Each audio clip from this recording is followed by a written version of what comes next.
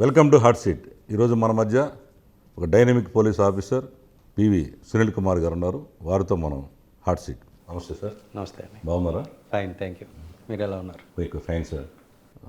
ఎప్పటి నుంచో మీ యొక్క భావాలని మేము చూస్తున్నాం, మీతో ఇంటర్వ్యూ చేయాలని ఎప్పటి నుంచో అనుకుంటున్నాం.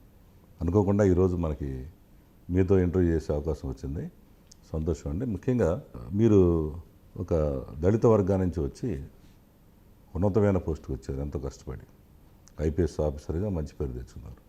మీరు ఎప్పుడండి, ఏ ఇయర్ మీరు ఐపీఎస్గా రావడం జరిగింది? సో ఇప్పటికి 32 సంవత్సరాలు. డైరెక్ట్ ఐపీఎస్ మీరు? డైరెక్ట్ ఐపీఎస్, గ్రూప్ 1 నుంచి కాదు. కాదు. తర్వాత మీరు ఎక్కడ సార్, నేటివ్ ఎక్కడండి మీరు? ఏ డిస్ట్రిక్ట్ మీది? నాది నేటివ్ పశ్చిమ గోదావరి జిల్లా అండి. ఇంతకుముందు పశ్చిమ గోదావరి జిల్లా. మా మదర్ది చింతలపూడి, మా నాన్నగారిది కొవ్వూరు. అయితే వారి ఉద్యోగరీత్యా మేము ఎక్కువ కాలం, అంటే సుమారుగా ఒక 20 సంవత్సరాల పాటు పెనుగొండ అని, మార్టేరు పెనుగొండ, పాలకుల దగ్గర అక్కడే ఉన్నాం.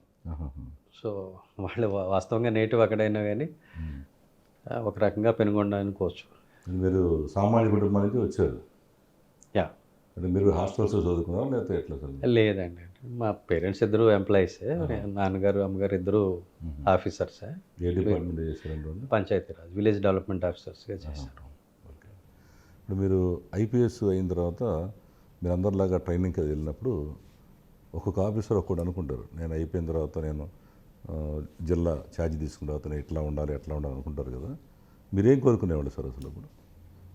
అంటే నేను అనుకున్నది చేశాను కూడా. ఏంటంటే పీపుల్ ఫ్రెండ్లీ పోలీసింగ్ అనేది, అంటే పోలీసుల పట్ల ప్రజల్లో నెగిటివ్ ఫీలింగ్ ఉండకూడదు. పోలీసులు కూడా అవసరం లేకుండా ప్రజలతో రూడ్గా ఉండటం కానీ అట్లాంటివి చేయకూడదు. నేరస్తులతో కరుగ్గా ఉండాలి, కానీ సామాన్య పౌరులతో చాలా సౌమ్యంగా ఉండాలి, ఫ్రెండ్లీగా ఉండాలి అనేది నా ఉద్దేశం. దానికోసం నేను చేసిన ప్రయత్నాలు కూడా ఉన్నాయి, అన్ని సక్సెస్ అయినవి కూడా. ఉదాహరణకి పోలీస్ స్టేషన్లో రిసెప్షన్ పెట్టడం అనేది నా ఆలోచన. ఇప్పుడు ప్రతి చోట రిసెప్షన్ కౌంటర్స్ తర్వాత వచ్చినాయి. మొట్టమొదటిసారిగా మేము శ్రీకాకుళం జిల్లాలో, నేను ఎస్పీగా ఉండగా ప్రతి పోలీస్ స్టేషన్లో రిసెప్షన్ కౌంటర్ అనేది పెట్టాం. మీరే స్టార్ట్ చేశారు అది? అవును, ఆలోచన మీదే? అది ఆలోచన నాదే. ఆ రిసెప్షన్ కౌంటరు, దానిలో ఒక రిసిప్ట్ బుక్, వచ్చిన ప్రతి ఫిర్యాదుకి రసీదు ఇవ్వటం. పోలీసుల మీద ఉన్న పెద్ద కంప్లైంట్ ఏంటి, మేము కాగితం ఇస్తే పట్టించుకోరు, మా కాగితానికి దిక్కుమొక్కు లేదని. అందులో సివిల్ ఉండొచ్చు, క్రిమినల్ ఉండొచ్చు, ఏదైనా కానీ ముందు రసీదు ఇచ్చి, సివిల్ అయితే సివిల్ అని రాసుకుని క్లోజ్ చేయండి, క్రిమినల్ కేసు అయితే కేసు పెట్టండి అనేది నేను ఇంట్రడ్యూస్ చేసిన విధానం. అది తర్వాత అంతా కూడా అందరూ ఫాలో అయ్యారు. ఇదే విధానం నేను డీసీపీ ఈస్ట్ జోన్గా ఉన్నప్పుడు హైదరాబాద్ సిటీ పోలీసులో కూడా ఇదే విధానం అన్ని చోట్ల ప్రవేశపెట్టాం, రిసెప్షన్ పెట్టాము.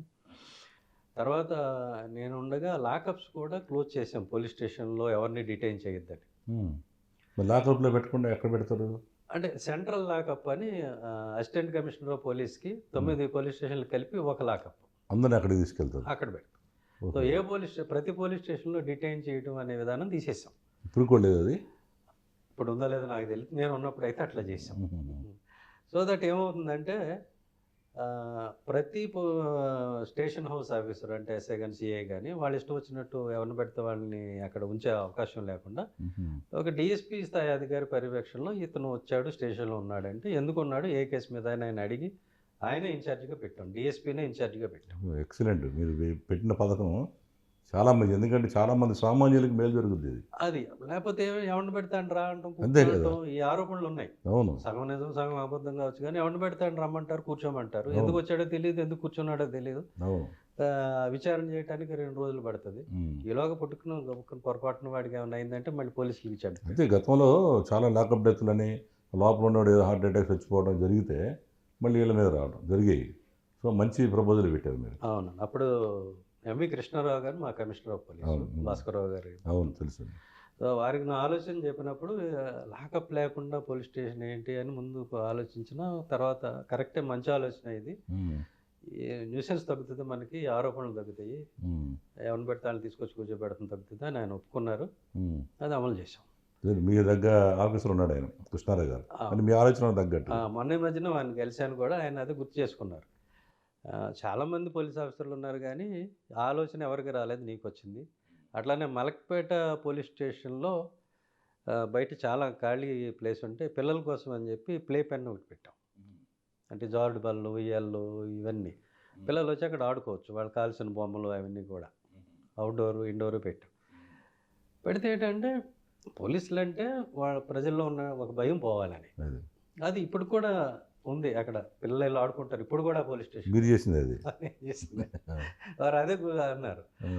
అంటే ఇంతమంది ఉన్నారు కానీ వాళ్ళు ఎవరికి రాని ఆలోచన నీకు వచ్చింది అని చెప్పారు. ఎంఏ కృష్ణారావు గారు మన ఛానల్లో కూడా వారం వారం మన దగ్గర రిక్వెస్ట్ చేసి ఈసారి వచ్చేవారు. అడగండి వాళ్ళు. మన ఛానల్లోకి వచ్చి సామాన్యుడి కోసం సార్ వచ్చారన్న ప్రోగ్రామ్ వేయటం. ఓకే. అంటే సేమ్ మీలాంటి ఆలోచనే. అంటే ఈ విలేజ్లో ఎవరైనా పోలీసులు ఇబ్బంది పెడుతున్నా ప్రజలు అడగచ్చు, సార్ మా సిఐ ఇట్లా ఇబ్బంది పెడతాడు, మా ఎస్ఐ ఇట్లా ఇబ్బంది పెడతాడు అంటే ఈయన సమాధానాలు ఇస్తాడు. ఆ ప్రోగ్రామ్ మన దాంట్లో ఛానల్ పాటు కంటిన్యూ చేస్తారు ఆయన. Very good. అదొకటే కాకుండా నేను ఏరియా బోర్డ్స్ అంటే జ్యూరిస్డిక్షన్ బోర్డ్స్ అని అవి కూడా పెట్టించాను. అంటే ఇక్కడ ఏదో జరుగుతుంది, యాక్సిడెంట్ జరుగుతుంది లేదా ఇన్సిడెంట్ జరుగుతుంది, సామాన్య మానవుడికి ఈ పోలీస్తో పనే ఉంటుంది. జనరల్గా ఏ పోలీస్ స్టేషన్ కూడా తెలియాల్సిన అవసరం లేదు. అవును. సో సిటీలో ఎక్కువ ప్రాబ్లం ఎందుకు వచ్చేదంటే ఏదైనా యాక్సిడెంట్ జరిగితే ఇది మా ఏరియా కాదు, ఉస్మానియా యూనివర్సిటీ పండి అని. అంతేగా.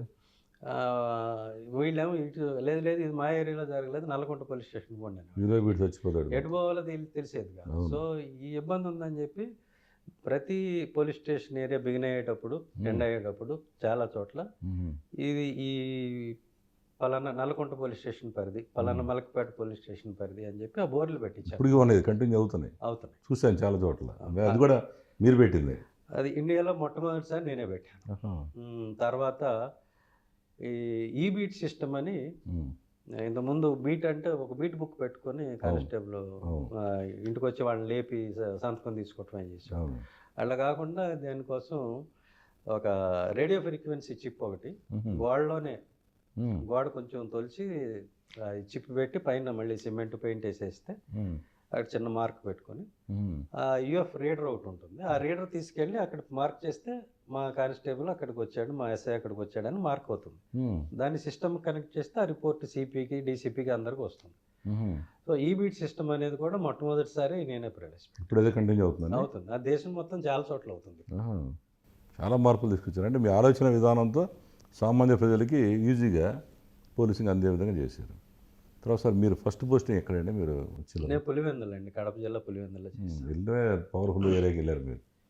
ఏంటి సార్ పులివెందుల గురించి అందరూ ఐరియా చాలా డేంజర్ అంటారు కదా, ఎలా ఉంది అసలు మీరు ఆలోచన చెప్పండి. నేను చూసిన దాని ప్రకారం అక్కడ ఏదో ఫ్యాక్షనిస్టులు అనే వాళ్ళు ఉంటారు 1%. వాళ్ళు నేరాలు చేస్తారు ఫ్యాక్షన్ కోసం తప్పితే మిగతా వాళ్ళందరూ మంచివాళ్ళు అండి. కడప జిల్లా ప్రజలు చాలా మంచిగా ఉంటారు. అనవసరంగా వాళ్ళ మీద చెడ్డ అభిప్రాయం క్రియేట్ చేస్తారు సినిమాల్లో వాటిలో, కానీ వాళ్ళందరూ మనలానే ఉంటారు, మనకన్నా మంచిగా కూడా ఉంటారు, స్ట్రైట్ ఫార్వర్డ్గా ఉంటారు. ఇప్పుడు టోటల్గా సార్ మీరు ఎస్పీ నుంచి అంచెలంచెలుగా ఇప్పుడు డీజీ స్థాయికి వచ్చారు. అడిషనల్ డీజీనా మీరు? ఇప్పుడు డీజీ స్థాయిలో మొన్న డీజీ స్థాయి పనిచేశాను 2 ఏళ్ళు. ఓకే. సో మీరు సిఐడిగా అధికారిగా మీరు వచ్చారు, సిఐడి చీఫ్గా వచ్చారు కదండి. ఆ సిఐడిగా వచ్చినప్పుడు మీరు మీరు టేకప్ చేసిన ప్రధాన కేసుల్లో ఏది మీకు మెమరబుల్ కేసు అండి? అంటే సిఐడి చీఫ్గా నేను కేసులు అనేవి రొటీన్గా వస్తూ చేస్తూ ఉంటాం. వాటికన్నా కూడా రాష్ట్రం మొత్తంలో ఉన్న ఎస్సీ ఎస్టీ కేసులు, పెండింగ్ ఉన్న కేసులు ఒక 3000 కేసుల్ని నేను నోడల్ ఏజెన్సీ అండి సిఐడి. అంటే ప్రతి ఎస్సీ ఎస్టీ కేసు కూడా రాష్ట్రంలో ఎస్సీ ఎస్టీ కేసు ఎక్కడ నమోదైనా దాన్ని సిఐడి సూపర్వైజ్ చేస్తుంది. సో నేను ఆ రకంగా ఒక 3000 కేసులు ఎప్పటి నుంచో పెండింగ్ ఉన్నాయి, 5 ఏళ్ళు 6 ఏళ్ళ నుంచి పెండింగ్ ఉన్న కేసులు అన్నీ కూడా మానిటర్ చేసి వాటన్నిటినీ కూడా ఛార్జ్షీట్ వేయించడం జరిగింది. అదేవిధంగా వాళ్ళకి విక్టిమ్ కాంపెన్సేషన్ స్కీమ్ కింద రావాల్సిన డబ్బులు ఉంటే అవి కూడా మానిటర్ చేసి వాళ్ళకి ఇప్పించడం జరిగింది. అది నాకు అన్నిటికన్నా సాటిస్ఫాక్షన్ ఇచ్చిన సంఘటన. ఇప్పుడు మీరు ఎస్సీ ఎస్టీ కేసు గురించి మాట్లాడారు కాబట్టి మా నోటీస్కి వచ్చిందని చాలామంది ఇబ్బంది కూడా ఎస్సీలు కేసు పెట్టినప్పుడు డిఎస్పీ స్థాయి అధికారి, దాని విచారణ అధికారి వాళ్ళు ఏంటంటే చాలామంది కూడా వాళ్ళు ఎస్సీలుగా ఉండరు, వాళ్ళంతా ఓసీలు చాలామంది ఉంటారు. ఈ కేసులో చాలామంది ఏం చేస్తారంటే దీన్ని ఫాల్స్ కేసు కిందగా తీసేస్తున్నారు. దాని మీద అసలు ఎందుకు అట్లా చేస్తున్నారంటారు కరెక్ట్గా విచారణ లేకుండా. ఇప్పుడు ఒక ఎస్సీ క్యాండిడేట్ అతను చదువుకున్నాడు, అవతల ఎవడో గెట్టోడు ఉంటాడు, అయ్యా నాకు ఇబ్బంది జరిగిన కేసు పెడితే సరైన సాక్ష్యాధారాలు తీసుకురావడం వలన కేసు క్లోజ్ చేస్తామంటున్నారు. మరి దీనివల్ల న్యాయం ఎట్లా జరుగుద్ది సామాన్యుడికి, సామాన్య ఎస్సీకి? కొంత ఇబ్బంది ఉన్న మాట అయితే వాస్తవం, ఇందులో అనుమానం ఏం లేదు, ఇందులో దాయాల్సింది కూడా ఏం లేదు. దీంట్లో ఇది ఎలా జరుగుతుందంటే అండి, వాళ్ళు రాజీ పడటం అనేది కూడా ఉంటుంది. అది మంచి కారణాలతోనే, చెడ్డ కారణాలతో ఏం కాదు. అంటే ఒక గ్రామంలో ఉంటున్నాము, ఇరుగు పొరుగు ఉంటున్నాం కాబట్టి మనం గొడవలు పడటం మంచిది కాదు. సరే ఏదో సంఘటన జరిగింది, ఆవేశంలో కొట్టుకోవటం మరొకటి జరిగినప్పుడు ఏం చేస్తారంటే పెద్దలంతా కూర్చొని, సరే ముందైతే ఆవేశంలో కేసు పెట్టావు, వాళ్ళు వచ్చి తప్పు అయిపోయిందని ఒప్పుకోవటం, క్షమాపణ చెప్పటం, మళ్ళీ చేయమని ఏదో ఒక బైండింగ్ రాసి ఇవ్వటం, ఇట్లాంటివి జరుగుతాయి. జరిగినప్పుడు సరేలే అందరం మళ్ళీ ఒక ఊళ్ళో ఉండాల్సిన వాళ్ళు, మొహమొహాలు చూసుకోవాల్సిన వాళ్ళం కదా అని రాజీ పట్టడం అనేది జరుగుతుంది. దాన్ని చాలామంది ఎలా ప్రచారం చేస్తారంటే ఎస్సీ కేసులని తప్పుడు కేసులు, అందుకే రాజీ పడుతున్నారు లేకపోతే మూసేస్తున్నారని ప్రచారం చేస్తారు. కానీ వాస్తవం అది కాదు. వాళ్ళు ఇన్ ద లార్జర్ ఇంట్రెస్ట్ ఇరుగు పొరుగు కలిసిమెలిసి ఉండాలనే ఉద్దేశంతో రాజీ పడినవి కూడా అలా మూస్తారు కేసులు. ఫాల్స్ కేసు అనో లేకపోతే ల్యాక్ ఆఫ్ ఎవిడెన్స్ అనో, అది కొంత ఉంటుంది. మీరు చెప్పింది అది పెద్దల సమక్షంలో అది ఓకే. ఇప్పుడు ఒక సామాన్యుడు ఒక కేసు పెట్టినప్పుడు ఎలాంటి రాజీ కూడా లేకుండా ఈ డిఎస్పీ అధికారి ఏం చేస్తాడంటే ల్యాక్ ఆఫ్ ఎవిడెన్స్ కింద కేసు క్లోజ్ చేస్తే వీడికి తెలియదు, మళ్ళీ ప్రొటెస్ట్ పిటిషన్ వేసుకునే సంగతి కూడా సామాన్యుడికి తెలియదు. మీరు అన్నది ఎంతమంది అలా చాలామంది మా దృష్టికి వచ్చినాయండి. అదే దానికి ఒక మెకానిజం అనేది ఉండాలి ఖచ్చితంగా. మన తమిళనాడులో ఒక డిఎస్పీకి జైలు శిక్ష విధించడం జరిగింది. ఇట్లా ఫాల్స్ అది SC/ST యాక్ట్లోనే ఉందండి రెమెడీ. ఏ అధికారి అయినా సరే విల్ఫుల్గా ఫెయిల్ అయినట్లయితే, ఆ విచారణ సరిగా చేయనట్టయితే అతని మీద చర్య తీసుకోవడానికి కూడా ఆస్కారం ఉంది. అట్లా కోర్టులు కొంచెం యాక్టివ్ అయ్యేలాగా, ఇలా జరిగింది అని మనం కోర్టును ఆశ్రయించి కోర్టు ద్వారా న్యాయం పొందే అవకాశం ఉంది. అయితే కోర్టు అనగానే కొంచెం డబ్బులు, సమయం ఇవన్నీ వచ్చే కాబట్టి దీనికి ఒక రెమెడీ అంటే ఒక అటానమస్ కమిషన్ లాంటిది, SC/ST కమిషన్ అనేది ఒకటి ఉంది. మరి అట్లా ఆ కమిషన్ను బలోపేతం చేయటం కానీ, ఖచ్చితంగా వాళ్ళు కేసెస్ రివ్యూ చేసి ఇలాంటి ఎలిగేషన్స్ ఉన్న చోట స్ట్రిక్ట్ యాక్షన్ తీసుకునేలాగా వాళ్ళు రికమెండ్ చేయటం కానీ, పోలీస్ కమిషన్ అనేది కూడా ఒక ప్రతిపాదన ఉండింది. మరి అదేమైందో నాకు తెలియదు. వాళ్ళు కూడా దాన్ని, ఏదైనా చట్టం ఉంటుందండి, దాన్ని ఇంప్లిమెంట్ చేయటంలోనే ఉంటుందంట. నేను చెప్పాను కదా, ఏ అధికారి అయినా విచారణ సరిగా చేయకపోతే అతని మీద యాక్షన్ తీసుకోవడానికి SC/ST చట్టంలోనే ఉంది. Correct sir. ఇప్పుడు తీసుకునే SIO CA ర్యాంకులు అయితే పైవాడి దగ్గరికి వెళ్తాం. ఇప్పుడు వాళ్ళే ఎస్సీలకు అన్యాయం చేస్తూ SP స్థాయి DG స్థాయి అధికారి కూడా, ఉదాహరణకు మన లాస్ట్ టైం గవర్నమెంట్లో A.B. వెంకటేశ్వర గారు ఒక ఇంటెలిజెన్స్ IG ఉండేవాడు. ఆయన ఇష్టారాజ్యంగా ఆయనే షాడో సీఎంగా ఉండేవాడు. నేను కూడా ఆయన ఇంటర్వ్యూ చేసినప్పుడు అడిగా, మీరు షాడో సీఎం గారు ప్రవర్తించారంటే ఆయన ఒక విషయం అన్నాడు, ఏమంటే పలానా తప్పుడు కేసులు పెట్టారుగా, మీరు నిర్ణయం మీరు తీస్తారా ముఖ్యమంత్రి చెప్పారంటే, వాళ్ళకేం తెలిసి వచ్చండి అసలు అన్నాడు. అంటే సీఎంకి ఏం తెలిసి వచ్చు వాళ్ళ కేసులు అంటే, నేనే చేశాను అన్నాడు. అంటే ఇక్కడ అధికారి, అంత పెద్ద అధికారి వాళ్ళు నేనే చేశాను, ఈ తప్పు చేశాను అని ఒప్పుకున్నాడు. మరి ఒక అధికారి మీలాంటి వాళ్ళు IPSగా ఉండి మీరే అంత పెద్ద తప్పు చేస్తూ సామాన్యుల పరిస్థితి ఏంటి సార్? వెంకటేశ్వరరావు గారు కలిసి పనిచేసాం, ఆయన అంటే నాకు చాలా గౌరవం, నేను ఆయన మీద ఏం కామెంట్ చేయను. వారు ఏమన్నారు కూడా నేను చూడలేదు కదా, మీకు కావాలంటే చూపిస్తాం చూద్దాం. ఇప్పుడు ఏంటంటే ప్రజల్లో ఏంటంటే, అట్లాగే మన ప్రవీణ్ ప్రకాష్ IAS నేను తప్పు చేశాను అంటున్నాడు ఆయన. ఇప్పుడు ఈయన వచ్చి నేను తప్పు చేశాను అంటున్నాడు. అసలు మీరున్నదే అధికారులు IPS IAS కదందరూ మాలాంటి సామాన్యులు సర్వీస్ చేయడం కోసం, ఈ పొలిటికల్ అంటే చదువు లేనివాడు వస్తున్నాడు. ప్రవీణ్ ప్రకాష్ గారు నేను చూశాను ఇంటర్వ్యూ, ఆయన తప్పు అనుకున్నప్పుడు చేయకుండా ఉండాల్సిందని నా అభిప్రాయం. ఇప్పుడు అంత పెద్ద సీఎం గారు అలాంటి వాళ్ళని పక్కన పెట్టుకొని, ఇప్పుడు జగన్ గారు ఆయన ప్రవీణ్ ప్రకాష్ని పక్కన పెట్టినాడు. ఏంటంటే ఈయన IPS, ఈయన షాడో సీఎం ఓపెన్గా చెప్పాడు, నేను మీ విషయంలో తప్పు చేశాను, నేను 100 తప్పుల్లో 100 చేస్తే 2-3 తప్పుల్లో ఇది చేసిన తప్పు అన్నాడు. మరి దానివల్ల వాళ్ళ జీవితాలు ప్రతి ప్రభుత్వాధికారి ఒత్తిడికి గురవటం అనేది సహజం, అది బహిరంగ రహస్యమే. అది లేదు, వాళ్ళు స్వేచ్ఛగా పనిచేస్తారు, చేస్తున్నారని మనం అనుకోవటం కూడా తప్పే. దానికి ఇప్పుడు రెమెడీ దాని ఆయన చేసిన తప్పు వలన 500-600 జీవితాలు వెనక్కి వెళ్ళిపోయినాయి. ఇవి ఎట్లా వస్తాయి సార్ ముందుకి? మీరేమో ఎవరైనా తప్పు చేసి వాళ్ళ లోపల వేసి అంటారు, కేసు పెట్టండి, 307 పెట్టండి, 302 పెట్టండి. నేను చెప్తున్నా అదే అండి. ఇప్పుడు అంబేద్కర్ గారు రాజ్యాంగం రాసిన తర్వాత కూడా ఒక మాట చెప్తారు, ఏమన్నారంటే, రాజ్యాంగం అనేది ఉత్తమమైన రాజ్యాంగమే, కానీ దీన్ని అమలు చేసేవాళ్ళు సరిగా లేకపోతే దీన్ని మొట్టమొదటి నేనే తగలబెడతాను, అంటే దీనివల్ల ఉపయోగం ఉండదు అని చెప్తారు. చట్టాలు ఉంటాయి, రాజ్యాంగం ఉంటుంది, దాన్ని యాజ్ ఎ సొసైటీ మనం ఎట్లాగా దాన్ని ఇంప్లిమెంట్ చేస్తున్నాం అనేది ముఖ్యం. ఇప్పుడు అంటే అది మనలో మార్పు రావాలండి. మొత్తం కింద నుంచి పైదాకా మార్పు రావాలి అది. అది కేవలం ఒక అధికారిని అనుకుంటే కాదు. అంటే చట్టం పట్ల, సమాజం పట్ల మనకున్న దృక్పథం అనేది మారాలి. ఎందుకు చెప్తున్నానంటే, ఇక్కడ ట్రాఫిక్ కానిస్టేబుల్ కనపడలేదనుకోండి, మనోళ్ళు సిగ్నల్ జంప్ చేసేస్తారు. ఉన్నా కూడా చేస్తారనుకోండి చాలాసార్లు. కానిస్టేబుల్ కనపడకపోతే రెడ్ సిగ్నల్ ఉన్నా కానీ వెళ్ళిపోతారు. అది ఎవరు నేర్పిస్తున్నారు? అంటే చట్టం మీద మనకున్న గౌరవం ఏంటి? మీరు అదే ఒక వేరే దేశాల్లో కనుక చూసుకున్నట్టయితే అక్కడ ఎవరు ఉండరు. కొన్ని చోట్ల కెమెరాలు ఉంటే చాలా చోట్ల కెమెరాలు కూడా ఉండవు. అయినా కూడా వాళ్ళు ఆగుతారు. ఎందుకని? అది మన చిన్నప్పటి నుంచి పిల్లలకి నేర్పించేదాన్ని బట్టి ఉంటుంది. అసలు పాఠ్యాంశాలు అది కూడా పెట్టాలి అసలు కంపల్సరీగా. 10th క్లాస్ ఖచ్చితంగా పెట్టాలి. ఖచ్చితంగా పెట్టాలి. చెప్పట్లేదు అసలు. సో మనం ఏం చెప్తామో పిల్లలు అదే నేర్చుకుంటారు. అంతే కదా. ఇప్పుడు పిల్లోడిని వెనక కూర్చోబెట్టి రెడ్ లైట్ జంప్ చేయటం చేస్తే పిల్లోడు అదే నేర్చుకుంటాడు. ఇది తప్పు కదన్నమాట అని. దాన్ని రెస్పెక్ట్ చేయటం మనం నేర్చుకొని మన పిల్లలకి నేర్పిస్తే, చట్టాన్ని గౌరవించడం, వాళ్ళు కూడా అదే పద్ధతిలో ముందుకు వస్తారు. అంటే ఇది చిన్నగా మనం ఐసోలేటెడ్గా ఒక ఇన్సిడెంట్ లేదా ఒక ఆఫీసర్కి పరిమితం చేసి మనం చర్చించాల్సిన సమస్య కాదు ఇది. మొత్తంగా మనలో మార్పు రావాలి. అదే తర్వాత సార్ ఇప్పుడు ఒక వ్యక్తి మీద ఇప్పుడు పొలిటికల్గా నాకు సపోర్ట్ ఉందనుకోండి, నేను తప్పుడు కేసు ఈజీగా పెట్టేస్తున్నాను వాడి మీద. ఎమ్మెల్యేతో ఫోన్ చేయించేసి వాడి మీద ఈ కేసు పెట్టండి అని పెట్టేస్తున్నారు. కేసు పెట్టిన తర్వాత ఎవడేదో పెట్టాడో వాడికి ఇంటిమేషన్ లేకుండా ఎఫ్ఐఆర్ చేసుకుని అర్ధరాత్రి వెళ్ళి తీసుకెళ్ళి లోపల పడేస్తున్నారు. దానివల్ల ఏంటి సార్, కనీసం రూల్స్ అండ్ రెగ్యులేషన్స్ లేవు. దీన్ని కేసు పెట్టేటప్పుడు ఒక కంప్లైంట్ ఒకటి మీద ఇచ్చేటప్పుడు పోలీసు వాళ్ళు వాడిని పిలిచి విచారించి కదా ఎఫ్ఐఆర్ చేయాల్సింది. అంటే అట్లా లేదండి. కంప్లైంట్ వచ్చినప్పుడు టెక్నికల్గా దానిలో కాగ్నిజబుల్ అఫెన్స్ ఉంది అని అనుకుంటే, దానికి తగిన సాక్ష్యాలు ఉన్నాయి అని అనుకుంటే కేసు రిజిస్టర్ చేసే అధికారం పోలీసులకు ఉంది. దాన్ని మనం కాదండి. ఓకే. దాన్ని దుర్వినియోగం చేస్తే ఎట్లా అనేది మనం ఆలోచించాలి. కానీ ఆ అధికారం అయితే పోలీసులకు ఉంది. ఉంది సార్. దీన్ని ఇంటిమేట్ చేయాలి. నీ మీద ఎఫ్ఐఆర్ బుక్ అయిందా రెండని చెప్పకుండా 2-3 నెలలు అట్లా పెట్టుకొని అవసరమైనప్పుడు తీసుకెళ్ళి తక్కువని రాత్రి పూట తెల్లదని లేకపోతే లోపల పడేస్తున్నారు కదా. దానికే టైం పీరియడ్ ఉండదా? ఎఫ్ఐఆర్ అయిన తర్వాత ఎన్నాళ్ళ పిలిపించాలి అనేది ఉండదా? అదే చెప్తున్నా మీకు.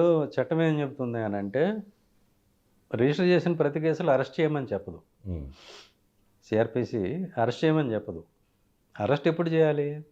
ఆ వ్యక్తి దేశం వదిలిపెట్టి పారిపోతాడు అని భయం ఉన్నప్పుడు, లేదు సాక్ష్యాలు తను తారుమారు చేస్తాడు అని ఉన్నప్పుడు మాత్రమే చేయమని ఉంది. సో అతను ఇక్కడే ఉంటున్నప్పుడు అతను అరెస్ట్ చేయాల్సిన అవసరం లేదు. అలాగే సాక్ష్యాలు తారుమారు చేస్తాడు అని నువ్వు ప్రాపర్ ఎవిడెన్స్ ఉంటే తప్ప అతన్ని అరెస్ట్ చేయాల్సిన అవసరం లేదు. కనీసం తెలియజెప్పాల్సిన అవసరం ఉంది. అదే చెప్తున్నా. అతను విచారణకి పిలిస్తే కదా అతను సహకరించాల్సింది. అది మీరు చెప్పింది అయితే రాంగ్ ఇంటెన్షన్. చాలా కేసులు అసలు వాడికి తెలియదు. ఎప్పుడు ఎఫ్ఐఆర్ బుక్ 6 నెలల క్రితం. దీనిలో కోర్టులే న్యాయం చేయాలండి. కోర్టు వారే న్యాయం చేయాలి. కోర్టు ఎక్కడ చేస్తారు సార్? మొన్న ఇప్పుడు సుప్రీంకోర్టు చెప్తుంది ఏంటంటే, మన దేశంలో ఉన్న కేసులు 300 సంవత్సరాలు పట్టుద్దంట. కేసులు అన్నీ అయిపోవాలంటే సామాన్యులు వెళ్ళలేదు కదా సార్. సామాన్యుల పక్షాన్ని మేము మాట్లాడుతున్నాం. అవన్నీ ఉంటాయి. కోర్టులో కూడా ఇప్పుడు స్పీడ్ ట్రాక్ చేయటం అని చెప్పి, తర్వాత రకరకాల లీగల్ రెమెడీస్ వాళ్ళు కూడా ఆలోచిస్తున్నారు. ఆ సమస్యలు అయితే ఉన్నాయి, కరెక్టే. మన సిస్టమ్ లోపలే ఆ సమస్యలన్నీ ఉన్నాయి. సో ఇలాంటి వాటికి 2 రకాలండి. ఒకటి ఏంటంటే ప్రభుత్వ పరంగా, వ్యవస్థాపరంగా కఠినమైన చర్యలు తీసుకోవటం అనేది ఒక పద్ధతి, ఇలాగా చట్టాన్ని దుర్వినియోగం చేస్తే. రెండవది కోర్టులు కొంచెం కఠినంగా వ్యవహరించడం అనేది ఒక పద్ధతి. ఇవి 2 జరిగినప్పుడు చాలా వరకు కంట్రోల్ అవుతాయి. ఓకే. సునీల్ కుమార్ గారు ఈ మధ్యన ఒక పొలిటికల్ సంబంధించిన హాట్ కామెంట్ చేస్తారు. దాని గురించి తెలుసుకునే ముందు చిన్న బ్రేక్ తీసుకుందాం.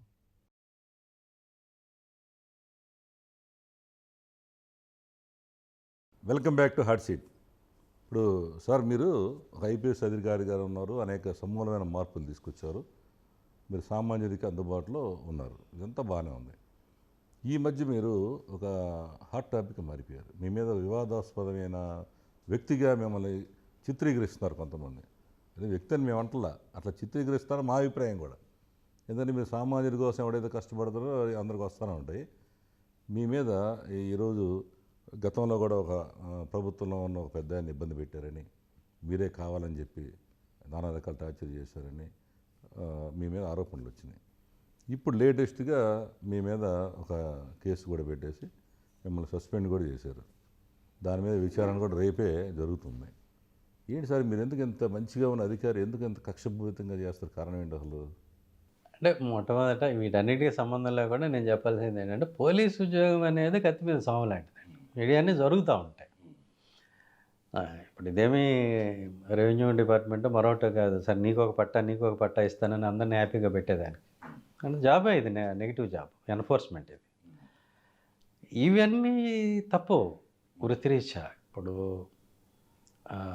నేను పులివెందుల్లో పనిచేసినప్పుడు కూడా ఇట్లా నేను గట్టిగానే ఉన్నాను. అప్పుడు తెలుగుదేశం ప్రభుత్వం ఉంది, గౌరవనీయులు రాజశేఖర రెడ్డి గారు ఎంపీగా ఉన్నారు. అప్పుడు ఆయన వారు ఇంకా ముఖ్యమంత్రి కాల, 94, 95. రాజారెడ్డి గారు కూడా బతికే ఉన్నారు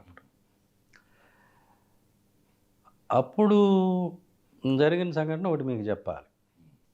పులివెందుల పట్టణంలో తెలుగుదేశం పార్టీ ఆఫీసు పెట్టుకునే ధైర్యం లేదు ఆ రోజున. పార్టీ ఎప్పుడు పెట్టారండి రామారావు గారు? 83లో పెట్టారు. 83లో పెట్టారు. నేను ఇప్పుడు వెళ్ళాను 94. అంటే 11 సంవత్సరాలు అయింది నేను పులివెందులు వెళ్ళేసరికి. నాకు ముందు ఉమేష్ చంద్ర గారు ఏఎస్పీగా చేశారు. అప్పటికి కూడా పార్టీ ఆఫీస్ పెట్టల. కడపలో ఉండేది, ఇంకెక్కడో ఉండేది. పులివెందుల్లో తెలుగుదేశం పార్టీ ఆఫీస్ అనేది లేదు. వాళ్ళు చెప్పారు మేము ఆఫీస్ కూడా పెట్టుకోలేకపోతున్నాం సార్ అని. రెడ్డి గారు ఒక ఆయన ఉండేవారు, బిఎన్ రెడ్డి ఏదో పేరు అయింది, ఎక్స్ఎంపీ సంథింగ్. అప్పుడు నేను ఏఎస్పీని అప్పుడే చేరాను, కొత్త పోస్ట్. ఇదేంటి ఇది డెమోక్రసీ, ఇది అన్ని పార్టీలో ఉంటాయి, ఎవరిదే వాళ్ళు చెప్పుకుంటారు, జనం ఎవడి కాళ్ళతో వాడికి ఓటేసుకుంటారు, అంతేగాని మీరు ప్రచారం చేసుకోవద్దు, మీరు ఆఫీస్ పెట్టుకోవద్దు అని ఎవరంటారండి? అలాగా అది కరెక్ట్ కాదు, మీరు పెట్టుకోండి ఆఫీసు, నేను ఉన్నాను కదా అంటే, లేదు సార్ మీకు తెలీదు అది పోనీ మీకు అంత ఇదిగా ఉంటే నేను వచ్చి మరి కొబ్బరికాయ కొట్టి ఆఫీసులో అవి ప్రారంభిస్తే బాగోదు కదా. అందువల్ల మీరు ఆఫీస్ పెట్టుకోండి, నేను బయటే ఉంటాను, రోడ్డు మీద ఉంటాను, నేను నా జీప్లో కూర్చొని ఉంటాను, మీరు జెండా ఎగరేసుకోండి, కొబ్బరికాయ కొట్టుకోండి, లోపల కూర్చోండి, ఏమొద్దో చూద్దాము, అలాగే మీకు ఒక వారం రోజులు నేను బయటే ఉంటాను, ఎక్స్పీరియన్స్ ఇచ్చారు, నేను ఉంటాను, తర్వాత చూద్దాం ఎవరినైతే అంటే. అప్పుడు నేను ఉండగా మొట్టమొదటిసారి టీడీపీ ఆఫీస్ అనేది పులివెందులో ఓపెన్ చేశారు. చాలా మందికి తెలియదు ఇది. అదే పులివెందులో టీడీపీ ఆఫీస్ మీరు ఓపెన్ చేయించారు మొట్టమొదటిసారి? నేనే చేయించాను. దగ్గర అట్లా సెక్యూరిటీ ఇచ్చారు మీరు చెప్పి? ఇచ్చాను, నేను బయట ఉన్నా, నేను జీప్లో కూర్చున్నా, నేను ఆఫీసులు కాటి వెళ్తే బాగోదు కదా. అదేలేండి. నేను నమ్మింది ఏంటంటే అది డెమోక్రసీ, ఇది అది అందరికీ ఉంది, ప్రజాస్వామ్యం కాబట్టి డెమోక్రసీ, మీకు రైట్ ఉంది అంతే. సో కాబట్టి మీరు చేసుకోండి అని చెప్పాను. అంతేగాని నాకు ఏ పార్టీ మీద అభిమానం లేదు, ఏ పార్టీ మీరు పర్ఫెక్ట్ చేస్తారు, పోలీసు వ్యతిరేకత లేదు, నాకు ఎవరు ఏ నాయకుడి మీద అనుకూలం లేదు, వ్యతిరేకం లేదు, నాకు కరెక్ట్ అనిపించింది నేను చేశాను, అంతవరకే. దానికి ఇప్పుడు మీరు అన్నట్లు ఆ రోజు నా మీద టీడీపీని ముద్ర వేసిన వాళ్ళు ఉన్నారు చాలామంది. అదే మనం న్యాయం అని చేస్తాము, అది ఒక్కొక్కరికి ఒకలా కనపడుతుంది. అదేనండి, పోలీసుకిను మా జర్నలిస్టులు ఒకటే, ఎవరు వార్త అయ్యగానే వైసీపీ లేదా టీడీపీ అంటారు, మీకు కూడా అదే పరిస్థితి. సో అలా ప్రచారం చేశాను. నేను పార్టీ ఏంటి, నాకేం పార్టీ, నాకేం అవసరం, ఉద్యోగం ఇక్కడ 4 రోజులు చేస్తాను, వెళ్ళిపోతాను, తర్వాత నాకేంటి, నాకేం సంబంధం. ఈ మాట నేను వైఎస్ రాజారెడ్డి గారితో కూడా చెప్పాను స్వయంగా. అప్పుడు రాజారెడ్డి గారు బతికే ఉన్నారు, నేను ఆయన కలిశాను. అప్పుడు గవర్నమెంట్ ఎవరు సార్? అప్పుడు టీడీపీ గవర్నమెంట్, ఆ రోజుల్లో చంద్రబాబు నాయుడు గారు ముఖ్యమంత్రి. ఆ గవర్నమెంట్ కూడా వాళ్ళు ఓపెన్ చేసుకోలేకపోయారు ఉండి కూడా. మీ పోలీసు డ్యూటీ పర్ఫెక్ట్గా చేస్తారు కాబట్టి ఓపెన్ చేస్తారు. మీరు వెరిఫై చేసుకోవచ్చు ఇవన్నీ చెప్తారు. అప్పుడేంటి మీ మీద కక్ష కట్టుంటే రాజశేఖర రెడ్డి గారు వాళ్ళు? నాకు ఎవరేమనుకుంటారా నాకు సంబంధం లేదని, నాకు కరెక్ట్ అనిపించింది నేను చేస్తాను, తర్వాత ఏమవుద్ది ఎవరేమనుకుంటారు అవన్నీ నాకెందుకు. ఇప్పుడు వాళ్ళు ఎలా అనుకుంటారు, వీళ్ళు ఎలా అనుకుంటారు అని అనుకుంటే మనం ఏం చేయలేం, మనకేమనిపించింది అది చేయాలి. తర్వాత రాజశేఖర రెడ్డి గారు నా మీద రిట్ పిటిషన్లు వేశారు హైకోర్టులో. దేని గురించి?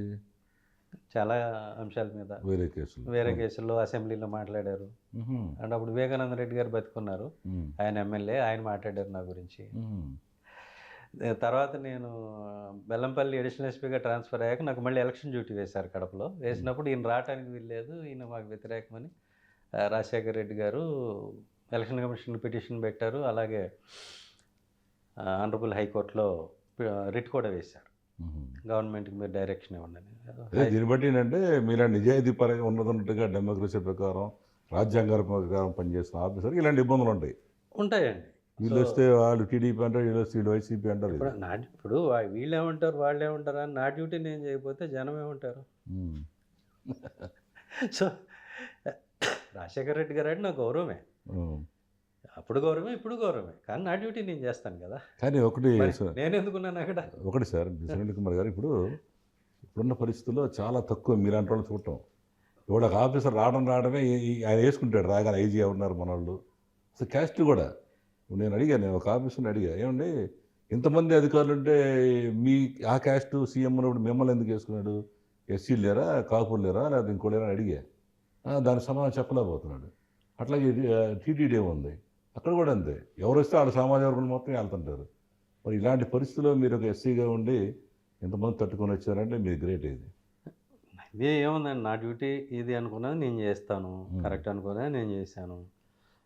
కోర్టుల మీద నమ్మకం ఉంది, ఎవరైనా చేసినా న్యాయం గెలుస్తుంది అనేది నాకు నమ్మకం ఉంది. నేనైనా తప్పుడు ఇంటెన్షన్తో ఏమన్నా పని చేస్తే నేను భయపడాలి, కానీ నేను ఒక నా ఆనెస్ట్ ఇంటెన్షన్తో నేను పని చేసినప్పుడు, అది కూడా చట్ట పరిధిలో నేను పని చేసినప్పుడు నేను దేనికి భయపడాలి? ఇక నేనే భయపడితే నా కింద సిబ్బందికి నేనేమి మెసేజ్ ఇచ్చినట్లు అది చేశాను, నాకు కరెక్ట్ అనిపించి చేశాను. వాళ్ళు పార్టీ ఆఫీస్ పెట్టుకుంటారు, అలా నేనేం వాళ్ళకి ఓట్లు వేయించడానికి సహకరించడం అట్లాంటివి ఏం చేయను కదా. మీ డ్యూటీ మీరు పర్ఫెక్ట్ చేస్తారు.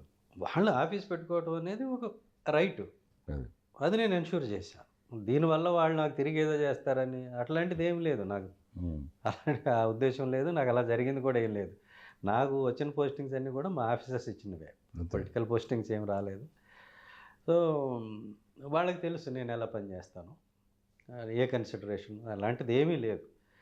సో వీళ్ళు ఏంటంటే ఒక ఆఫీసర్ని ఇందులో ఎలా ఉంటుందంటే మా డిపార్ట్మెంట్ వాళ్ళే కొంతమంది ఉంటారు, వాళ్ళకి ఈయన నాకు ఒక పోస్టింగ్ రాకుండా ఆపి వాళ్ళ మనుషులు వెళ్ళాలి అనుకున్నప్పుడు ఏదో ఒక ముద్ర వేస్తారు, ఈయన టీడీపీ అంటారు. నాకేమో సంబంధం టీడీపీతో, లేకపోతే ఈయన వైసీపీ అంటారు, వైసీపీతో సంబంధం. అట్లాగా వీళ్ళు అన్నారు వాళ్ళు అన్నారు, చివరికి నేనే పార్టీ నాకే తెలియట్లేదు. మీరే అందరు కలిసి జనమే మీతో సొంత పార్టీ పెట్టిస్తారు అందులో చివరికి. నేను ఏదో మీరు ముందు తేల్చుకోండి, అందరూ అదే, మీరేమో అది అంటారు వాళ్ళేమి ఇది అంటారు, ఏది నేనెవరిని అసలు. సో ఇదంతా ఇట్లా ఉంటుందండి, ఈ ఇబ్బందులు అనేవి ఉంటాయి. తర్వాత సార్ మీరు ఇప్పుడు మీకు ఐపీఎం పీపీఎం రెండు వచ్చినాయి మెడల్స్. జనరల్గా ఏంటంటే ఇలాంటి మెడల్స్ రావాలంటే పెద్ద పెద్ద రికమెండేషన్లు లేకపోతే హై లెవెల్ ఇన్ఫ్లుయెన్స్ ఉండాలి. మీకేంటి మీరు ఒక కామన్ మ్యాను, మీరు అందులో ఒక దళిత వర్గానికి చెందిన వాళ్ళకి ఎట్లా సాధించారు మీరు? అది వాస్తవం అండి. నాకు ప్రెసిడెంట్స్ పోలీస్ మెడల్ అనేది నాకన్నా సీనియర్ ఆఫీసర్స్ కన్నా ముందు వచ్చింది. చాలామంది అడిషనల్ డీజీలు అయినా కూడా ప్రెసిడెంట్స్ పోలీస్ మెడల్ రాని వాళ్ళు ఉన్నారండి. నేను ఐజీగా ఉండగానే నాకు వచ్చింది. ఎట్లా వచ్చిందంటే మీ అట్లా మా ఆఫీసర్స్ అంతే.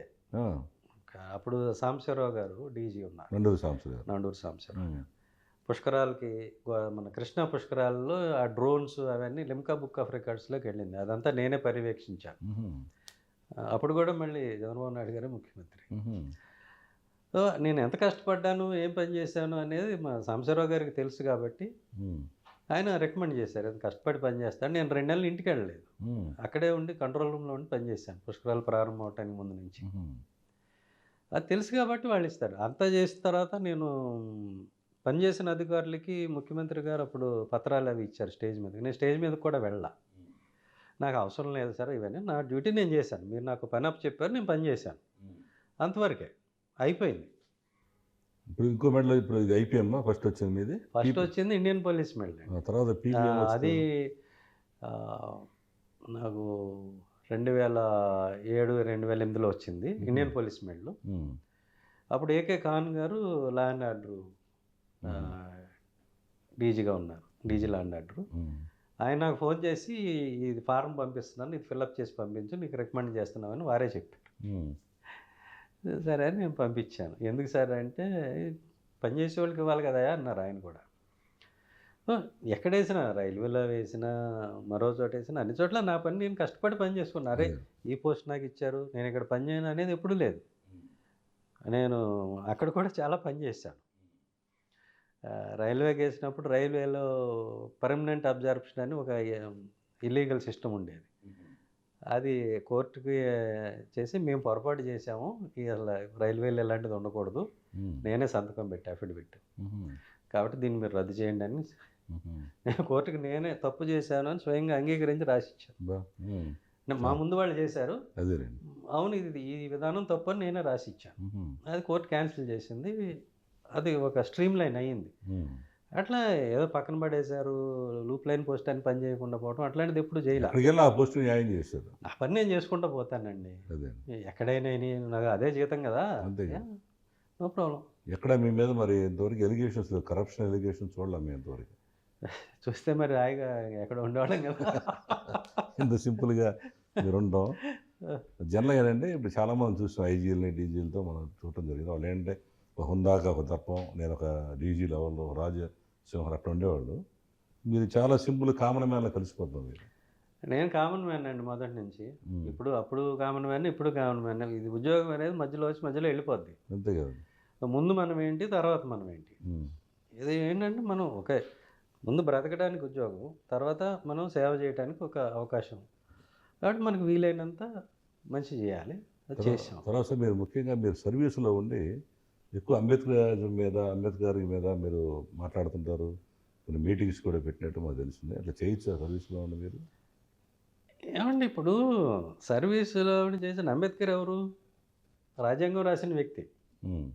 మరి రాజ్యాంగం రాసిన వ్యక్తి గురించి మాట్లాడితే రాజ్యాంగబద్ధమే అవుతుంది, కానీ రాజ్యాంగ విరుద్ధం ఎందుకు అవుతుంది? అంటే ఇప్పుడు ఏమైపోయిందంటే, ఇప్పుడు మీరు ఒక ఎస్సీ వర్గానికి నుంచి వచ్చారు కాబట్టి అంబేద్కర్ అనగానే ఏదో మీరు ఆయన మీ నాయకుడిలాగా భావిస్తున్నారు. అంబేద్కర్ రాజ్యాంగం రాశారని అందరికీ ఆయన రాజ్యాంగం ప్రకారమే ప్రజలందరూ వాళ్ళు బతుకుతున్నాం. ఎందుకని ఈ ముద్ర ఎందుకు వేస్తున్నారు అసలు? మా పొరపాటు కూడా ఉంది అని నేను అంట. అదే దళితులుగా మా పొరపాటు కూడా ఉంది. ఎందుకంటే అంబేద్కర్ని మేము ఓన్ చేసుకున్నాం, చేసుకోవాలి, తప్పదు. ఎందుకంటే ఆయన లేకపోతే ఈరోజు నేను లేని ఇక్కడ, నేను కూర్చొని మీతో మాట్లాడేవాడిని కాదు. నేను ఎక్కడో పొలాల్లో గేదెలు అనుకుంటూ ఉండేవాడిని. అంబేద్కర్ గారు కానీ పుట్టి ఉండకపోతే ఈరోజు పేడ పిసుకుంటూ ఉండాలి మేము. అంతే. ఓకే, అందులో ఏం డౌట్ లేదు. కానీ ఒక అంబేద్కర్ గారిని మనం ఆరాధిస్తున్నప్పుడు, గౌరవిస్తున్నప్పుడు మిగతా అన్ని కులాలను కూడా కలుపుకొని అందరికీ ఆయన ఏమేం చేశాడో చెప్పడంలో మేము ఫెయిల్ అయ్యాం. విగ్రహాలు కూడా పల్లెల్లోనే ఉన్నాయంటే అంబేద్కర్ విగ్రహం కూడా ఇదంతా ఇది మాలపల్లి కావాలరా అన్నిటిగా ఫిక్స్ అయిపోయింది. అది కరెక్ట్ కాదు. ఎందుకంటే అంబేద్కర్ గారు కార్మికులకి చేసింది ఉంది.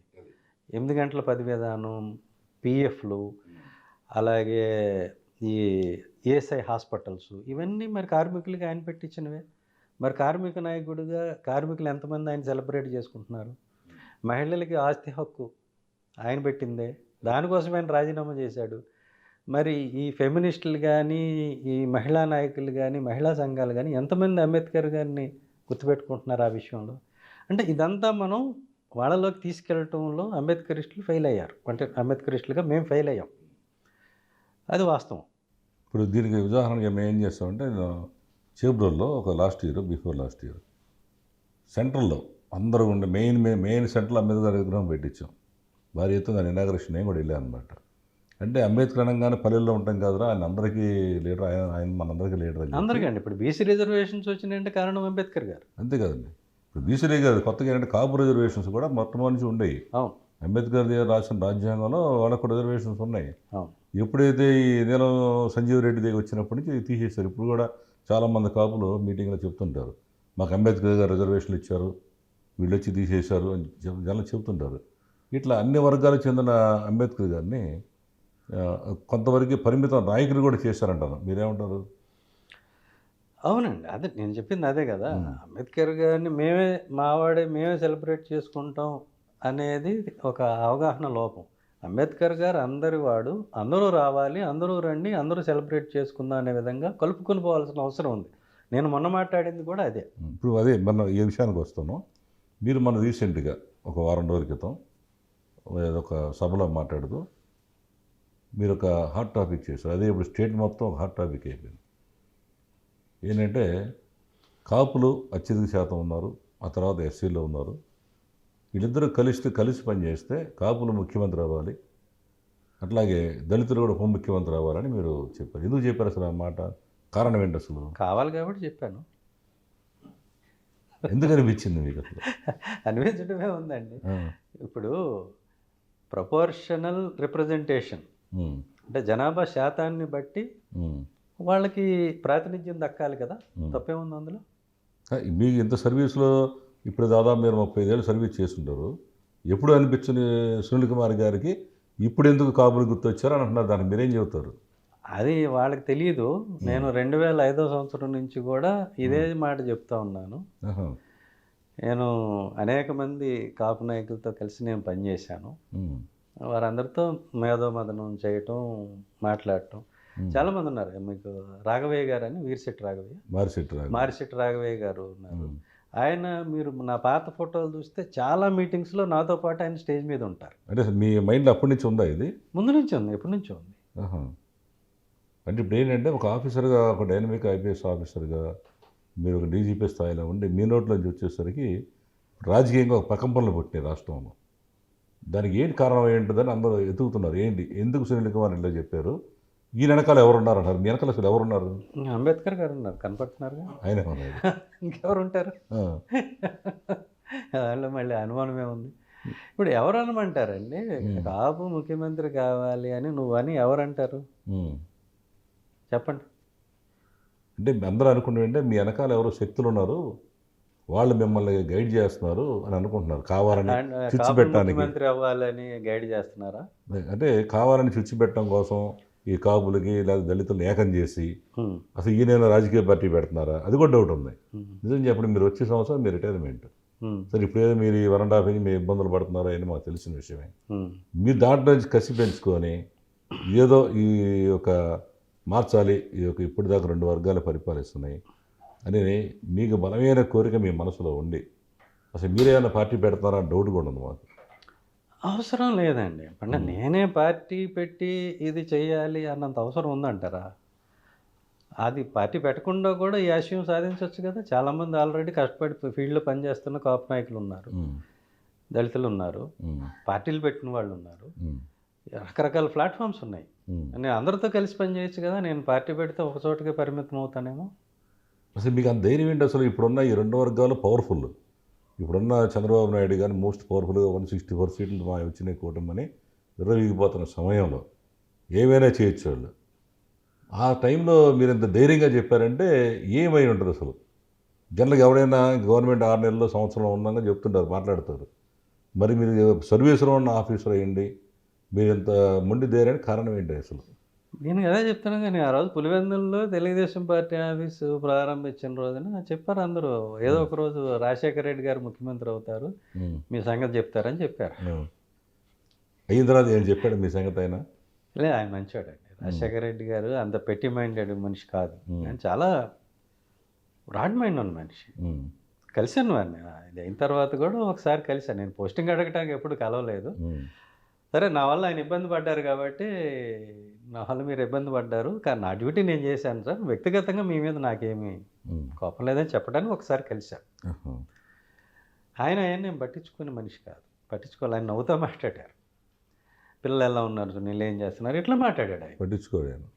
ఆయన అంత చిన్నవాడు కాదు. రాజశేఖర రెడ్డి గారు అనేవాడిని చాలా పెద్ద మనిషి. కానీ అప్పుడున్న రాజకీయాలు ఇప్పుడు లేవు కదా సార్. ఇప్పుడేమో రెడ్ బుక్ రాజ్యాంగం అని ముందే చెప్పేశారు.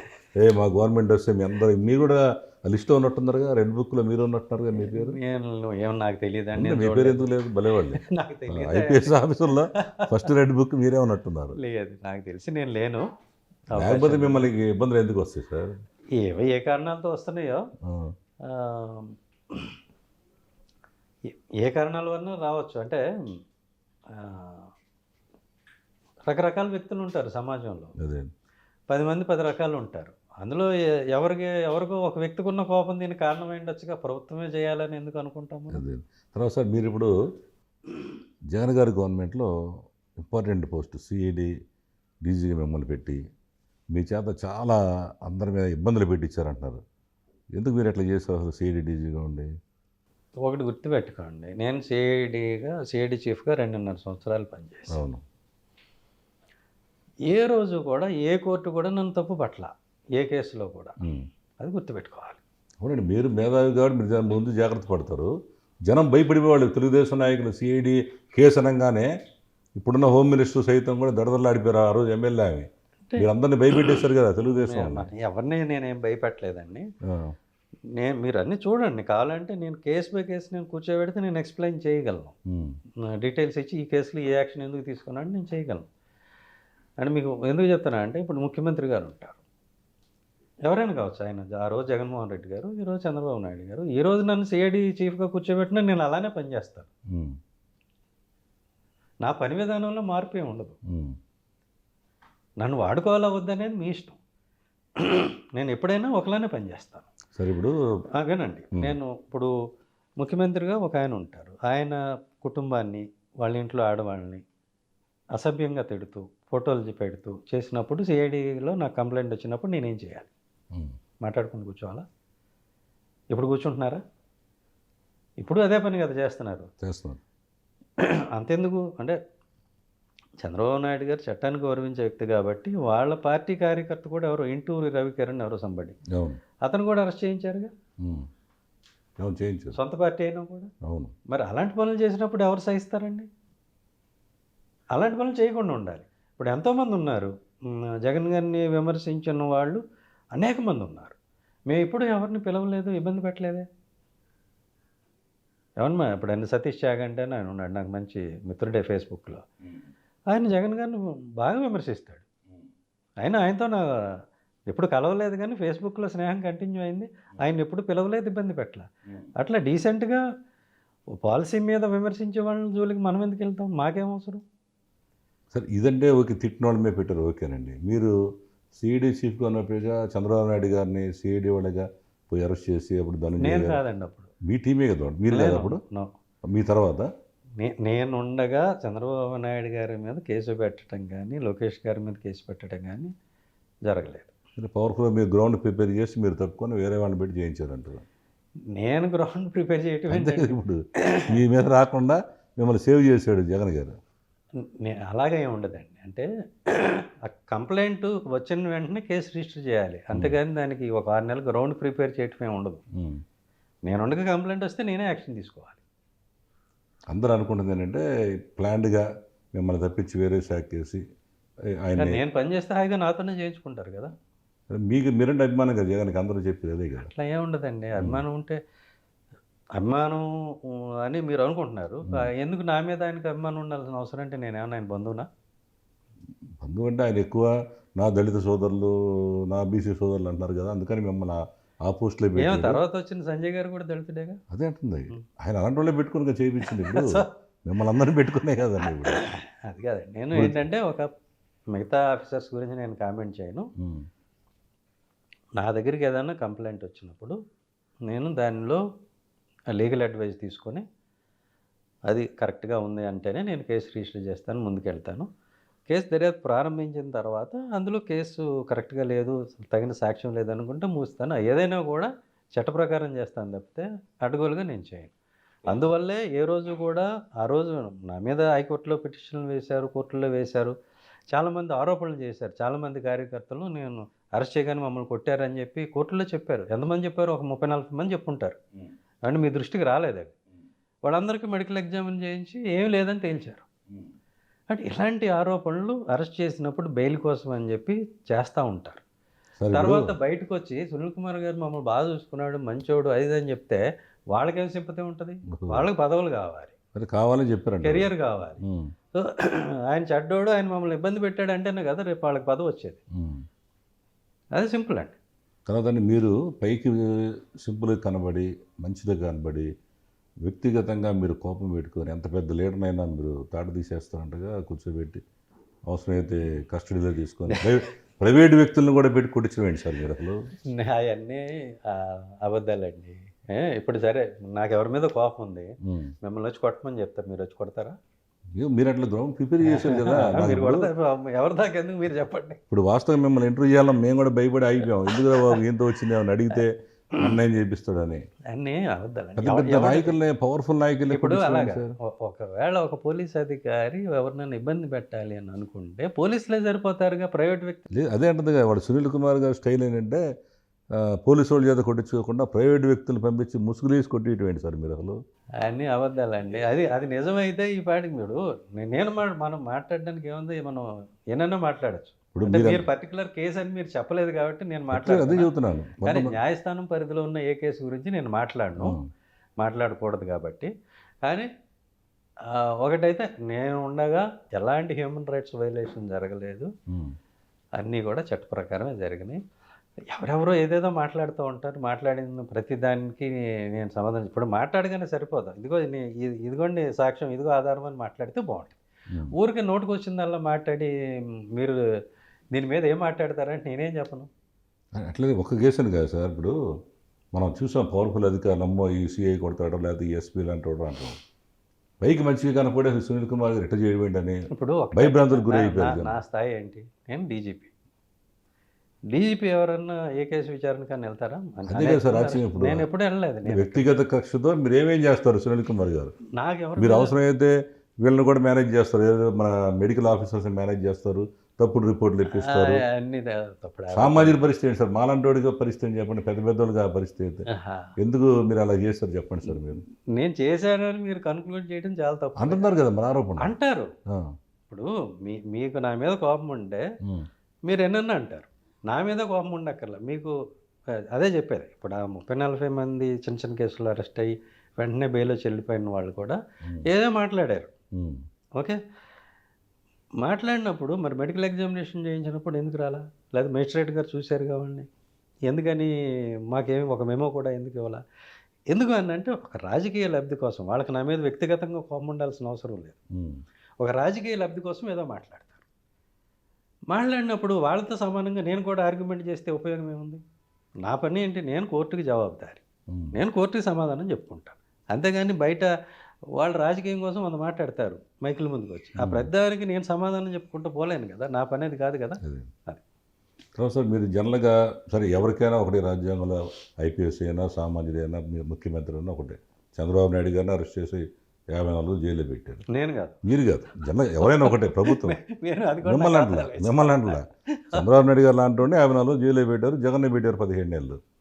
ఇప్పుడు మీ మీద ఒక విచారణ వచ్చినప్పుడు మీరు ఎందుకు వెళ్లకుండా నాకు టైం కావాలన్న ఇంకా టైం ఎక్స్టెన్షన్ ఎందుకు తీసుకుంటున్నారు? ఎందుకంటే నేను వెళ్తున్నాను. అవును సార్, మొన్న ఎప్పుడో 15 రోజుల క్రితం మీరు వెళ్ళాల్సింది, నాకు 2 వీక్స్ టైం కావాలి ఎందుకు అడిగారు? అది వ్యక్తిగత కారణాలు ఉన్నాయి, దానివల్ల అంతే నాకు టైం కావాలని అడిగారు. మీ మీద ఏ విచారణ ఎదుర్కొంటారు ధైర్యంగా? అన్నీ ఉన్నాయి మీ దగ్గర, అన్నీ కూడా ఎవిడెన్స్లు. అని విచారణకి ఎవరు అతీతులు కాదండి. చట్టం ముందు అందరూ సమానమే, నేను కూడా సమానమే. ఏం తప్పేముంది అందులో? ఓకే.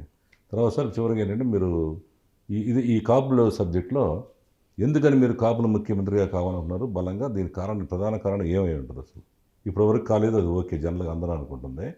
పవన్ కళ్యాణ్ గారు ముఖ్యమంత్రి కావాలి, ముఖ్యమంత్రి కావాలి కాపులు అందరూ తిరిగారు, ఆయన డిప్యూటీ సీఎం అయ్యాడు. మరి మీరు ఎందుకని మళ్ళీ కాపులు ముఖ్యమంత్రి కావాలని ఎందుకు కోరుకుంటున్నారు? ఈరోజు రాష్ట్రంలో ఉన్నటువంటి ఒక ప్రధానమైన కులం, అత్యధిక జనాభా ఉన్నటువంటి కులం కాపు కులం, అధికారం కోసం ప్రయత్నిస్తున్న కులం, చాలా వరకు సక్సెస్ అయిన కులం కాపు కులం. కాబట్టి మీ కాపు నాయకుడిని మీరు ముఖ్యమంత్రిని చేసుకోండి, మా దళిత నాయకుడిని ఉప ముఖ్యమంత్రి చేయండి. అంటే నేను చెప్పింది ఏంటంటే ఇన్ ద సెన్స్, ఇప్పటి వరకు ముఖ్యమంత్రి పీఠానికి దూరంగా ఉన్న అత్యధిక జనాభా కలిగి ఉన్నటువంటి సామాజిక వర్గాలు 2 ఉన్నాయి రాష్ట్రంలో. ఒకటి దళితులు, 2 కాపులు. సో దళితులకు ఒక ఎజెండా ఉంది, దళితవాడ పంచాయతీ కావాలి, దానికి సప్లాన్ నిధులు కావాలనేది మొదటిది. రెండవది దళిత క్రైస్తవులను దళితులుగా గుర్తించాలనేది రెండవది.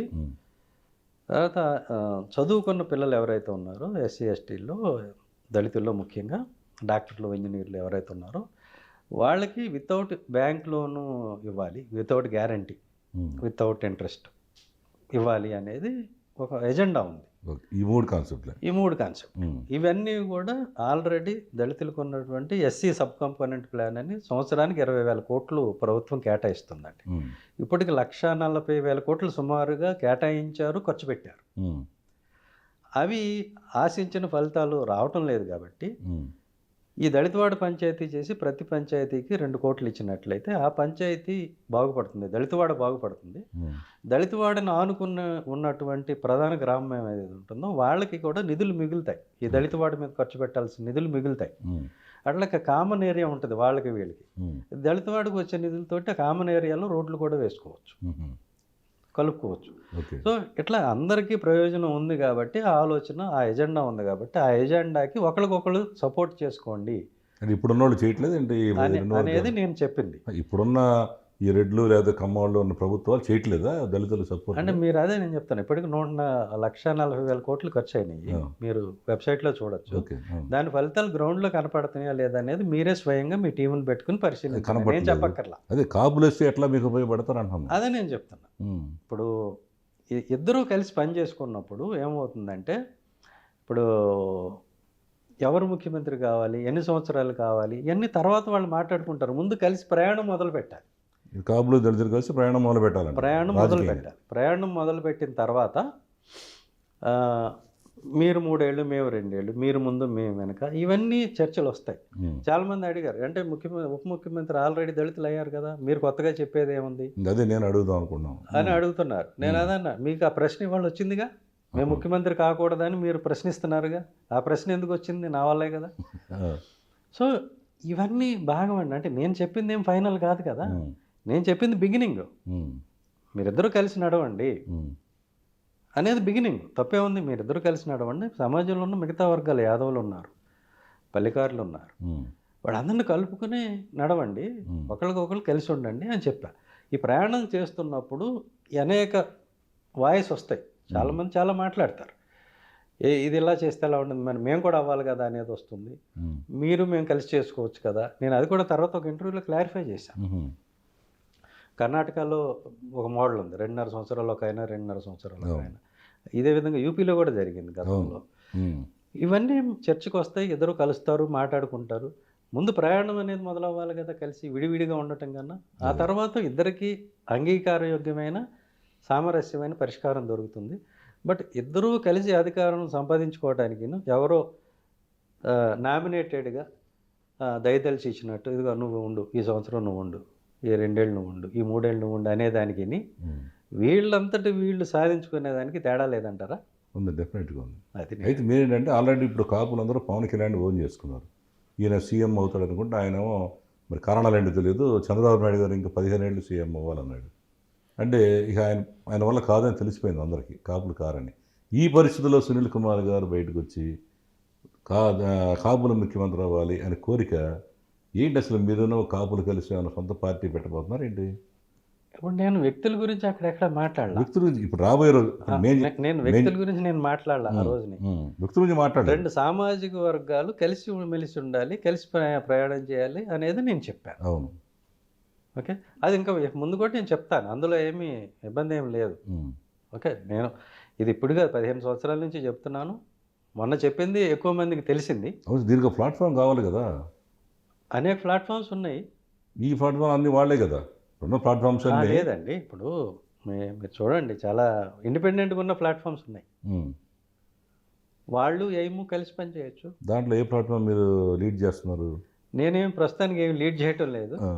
నేను ఐఎమ్ ఓపెన్ టు వాళ్ళండి, ఎవరైనా వచ్చి ఒక మంచి ఉద్దేశంతో ఒక మంచి ప్రయత్నం చేస్తున్నాము, మాతో పాటు కలిసి రండి అంటే నేను కలిసి వస్తాను. ఇప్పుడు ఒక వార్త బయటకు వచ్చిందని మరి నిజం కాదు తెలియదు, ఇంతవరకు నేనే అడుగుతాను, ఎవరు అడిగి ఉండడం ఉన్నాయి. మీకు ఇంకా నెక్స్ట్ ఇయర్ 6 నెలలు ఇప్పుడు రిటైర్మెంట్ ఉందంట. ఆ తర్వాత మీరు ఈ కాన్సెప్ట్ మీద రాష్ట్రం అంతా పాదయాత్ర చేయాలని కోరుతున్నారండి, నిజమేనా? మీరే అంటున్నారు, ఇప్పుడు నాకు ఆలోచన లేదు, ఇప్పుడు నన్ను తిరగమంటారా? ఇప్పుడు మీరు ఎందుకంటే ఇప్పుడు ఒక ఆలోచన మీకు ఉన్నట్టుగా దాంతో కాపులందరిని కూడా కలుపుకొని ఎలా అన్న ఉద్దేశంతో మీకు ఉన్నట్టుగా సమాచారం ఏమంటారు? నన్ను దూరం నడిపిద్దామని మీ ఉద్దేశమా?